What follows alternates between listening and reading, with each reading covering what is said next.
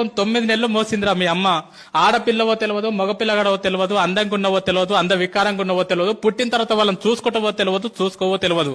కడుపులో ఉన్నప్పుడు ప్రతిరోజు మురిసిపోయింది, నా కొడుకు ఇట్లుంటాడేమో, నా కూతురు ఇట్లుంటదేమో అని చెప్పి.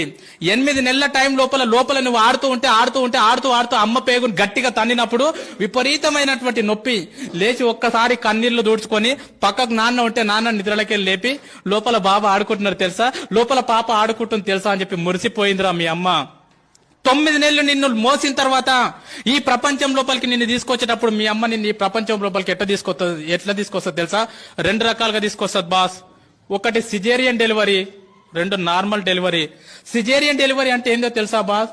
రియల్ గా నా జీవితంలో నేను డిగ్రీలో ఉన్నప్పుడు నాకు అపెండిక్స్ ఆపరేషన్ అయింది. 3 కుట్లు పడితే 3 నెలలు ఇబ్బంది పడ్డా. నేను 3 కుట్లకు 3 నెలలు ఇబ్బంది పడ్డా. సిజేరియన్ డెలివరీ అంటే తల్లి తన కడుపును మొత్తం కోయించుకొని నిన్ను ఈ ప్రపంచం లోపలికి తీసుకొస్తుందిరా.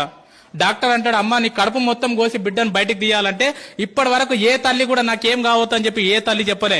డాక్టర్ ఏమైనా పర్లేదు, కడుపులో ఉన్న బిడ్డకి ఏం కావద్దు డాక్టర్ అని చెప్పినటువంటి గొప్ప దేవతరా మీ అమ్మ. ఆ రకంగా